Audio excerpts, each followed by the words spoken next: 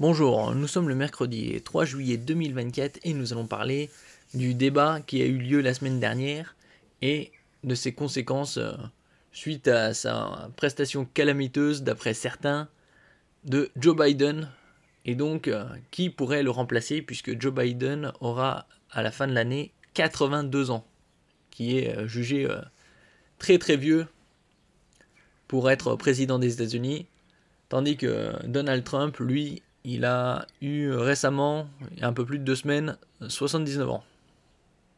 Ou 78. Il y a 3 ans et demi d'écart. Présidentielle américaine 2024. Qui pour remplacer Joe Biden comme candidat démocrate à la Maison Blanche? N'oubliez pas de vous abonner pour plus de news nationales, européennes et internationales sur ce monde merveilleux dans lequel nous vivons. Affaibli depuis son débat calamiteux contre Trump, Biden est mis sous pression dans son propre camp démocrate pour jeter l'éponge. D'un autre côté, comme je le rappelle, quand Joe Biden s'est présenté à la course à l'investiture, il avait dit lui-même qu'il ne ferait qu'un mandat puisqu'il savait qu'il était déjà très vieux et donc qu'il n'en ferait pas un second. Donc qu'a fait le camp démocrate pour reprendre la relève après le premier mandat de Joe Biden? Ils n'ont rien fait visiblement. Joe Biden regardant sa vice-présidente Kamala Harris s'exprimer lors d'un meeting à Philadelphie le 29 mai 2024. Joe Biden est sous pression depuis son débat calamiteux contre Donald Trump, durant lequel il s'est exprimé plusieurs fois de manière inintelligible, avalant ses mots et ne terminant pas ses phrases, le visage hagard. D'après certains, il avait un rhume et donc c'est pour cela qu'il était affaibli. Bon. Ça n'empêche qu'il est déjà bien vieux, 81 ans, bientôt 82, dans quelques mois. Des voix commencent à se faire entendre publiquement au sein même du camp démocrate pour lui demander de jeter l'éponge. Ouais, c'est pas à lui de jeter l'éponge, c'est aux démocrates de proposer la relève. Si le scénario de son remplacement est encore hautement improbable, les noms de la vice-présidente Kamala Harris et du gouverneur de Californie Gavin Newsom commencent à circuler avec insistance. Bon, la probabilité que Kamala Harris soit candidate à la présidence est relativement faible. Elle n'a pas assez de popularité pour ça. États-Unis, alors que la santé de Biden inquiète, tour d'horizon des noms qui circulent pour le remplacer. Affaibli depuis son débat calamiteux contre Trump, Biden est mis sous pression dans son propre camp démocrate pour jeter l'éponge. L'incendie continue de s'étendre chez les démocrates au sujet de la capacité de Joe Biden de gagner l'élection présidentielle américaine. Depuis son débat calamiteux contre Donald Trump le 27 juin, son état de forme interroge au sein même de son propre camp. Des voix chez les démocrates commencent même à lui demander publiquement de jeter l'éponge. Pour le moment, la Maison-Blanche fait tout pour empêcher que le débat enfle sur cette possibilité, mais sans succès. Mais qui pourrait le remplacer pour le scrutin de novembre? Tour d'horizon des noms qui circulent. Et vous vous rendez compte que 80 ans, pour être président des États-Unis, ou n'importe quel dirigeant du monde, c'est bien trop vieux. Déjà au-delà de 70 ans, ça devrait déjà être restreint. Les candidats devraient plutôt avoir quelque chose comme entre 40 et 70 maximum. Il faut quelqu'un de relativement dynamique et...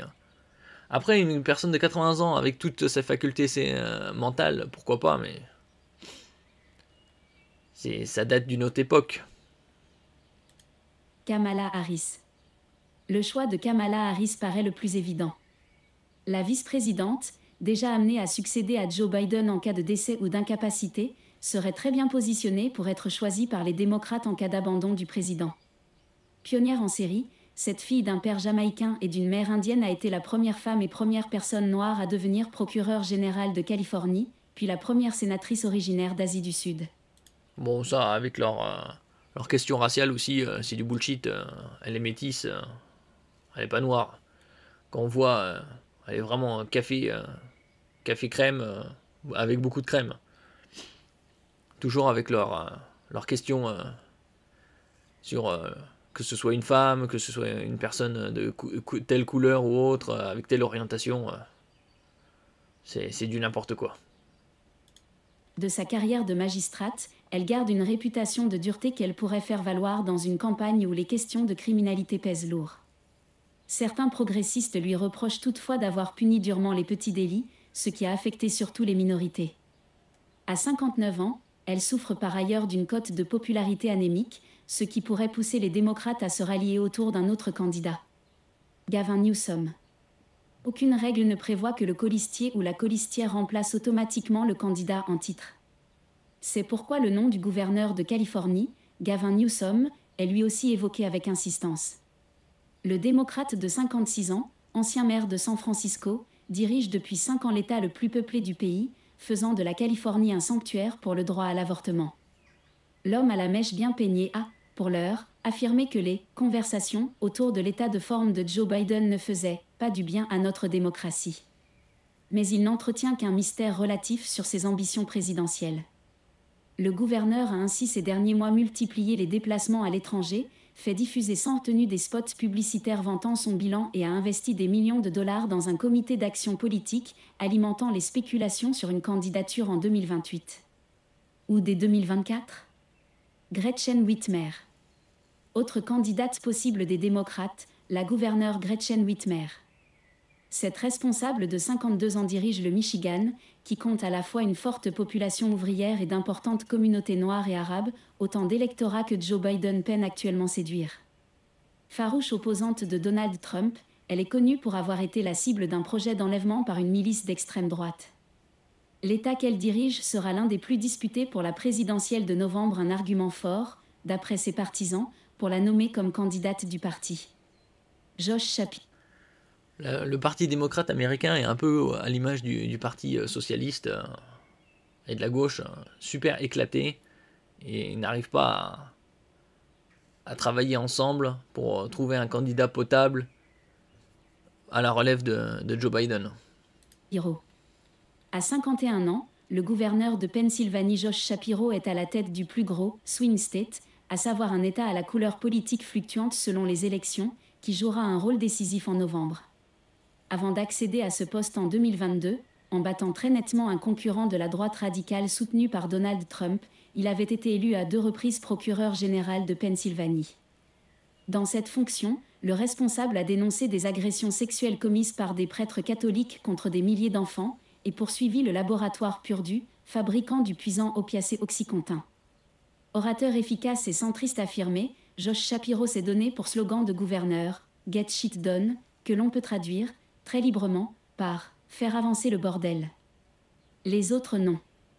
Les noms des gouverneurs de l'Illinois, J.B. Pritzker, du Maryland, Wamour et du Kentucky, Andy Béchéard, circulent aussi, mais leurs chances paraissent pour l'heure plus limitées.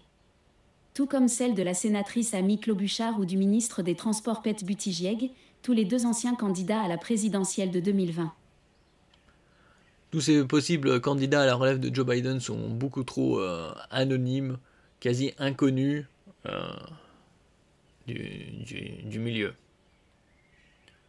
Donc c'est peu probable qu'ils réussissent à fédérer assez de partisans pour avoir assez de soutien afin de reprendre la relève de Joe Biden. Alors nous verrons ça dans les mois à venir, puisque au niveau d'un débat, il y aura un autre avec Donald Trump mi-septembre. Donc on verra s'il aura pris un peu de peps avec le soleil américain et voir ce que ça donnera ce second débat. Merci pour votre écoute. N'oubliez pas de mettre un j'aime, un commentaire, de partager et de vous abonner à la chaîne. À la prochaine fois.